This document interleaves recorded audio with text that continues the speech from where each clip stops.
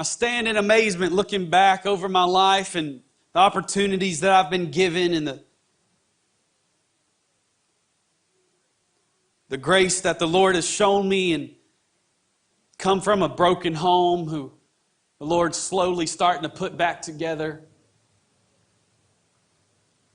Got caught up and mixed up with the wrong people and the wrong crowd.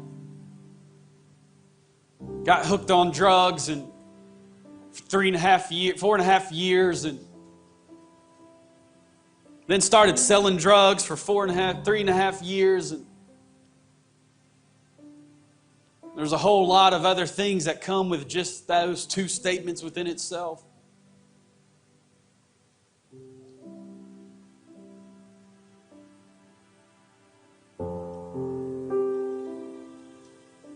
Come from a very abusive childhood.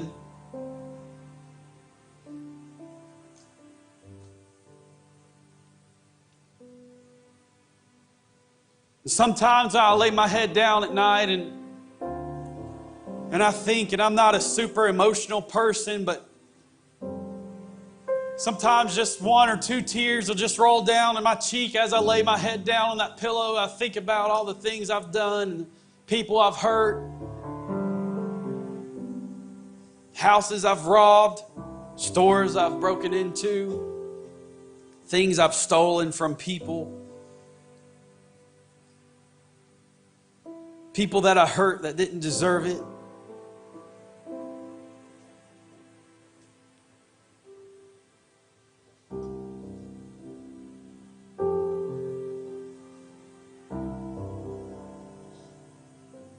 And it seems so mundane and so insignificant and probably doesn't matter to anybody else in the world but me. There's this elder man who works on our friendship force, Richard Wells, and he was standing out our doors at Atlanta West Pentecostal Church in Atlanta, Georgia. That's my home church, and all he does is he just opens the door and says, "Hey, welcome to Atlanta West. My name's Brother Wells. It's so good to have you in the house of the Lord." And he grabs people's contact information so we can have guests follow up and make sure that people don't fall through the cracks, or at least try not to. And I was just this strung out teenager, and he said, "What's your name?" And I said, "Trey," and never even heard of Pentecost, and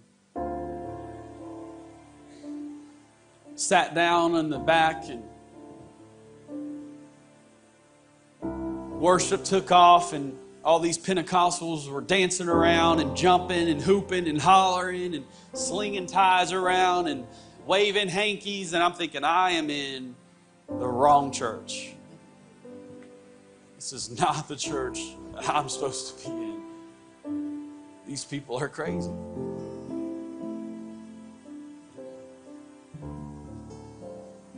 And so I left that service. Nothing happened. I didn't get goosebumps on my arm. I didn't go to the altar. I didn't pray. I just said, no, these people are crazy. I'm out of here.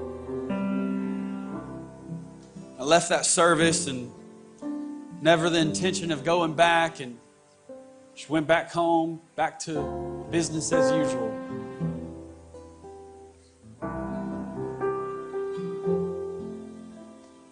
And about 2 weeks passed, and I said, man, no one called me, no one invited me, no one followed up with me.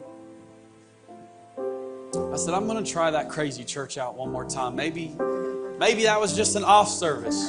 Maybe they were just taking communion that day or something.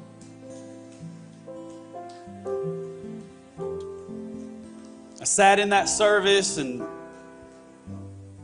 made a logical assessment. Nope, they're still crazy. And as the service concluded, I was on my way out, and I saw my peripheral vision, Richard Wells, this older man, and he was making his way to me. I knew it. I knew he was. It's like I felt his eyes gleaming on me or something, And so I immediately was thinking, which door is the quickest to the exit? And can I get to that door before he gets to me?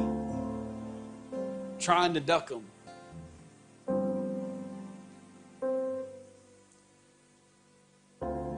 Another logical decision, I said, nope. So I sat in that pew and I waited. He came and he said, praise the Lord, Brother Trey. We missed you past few weeks.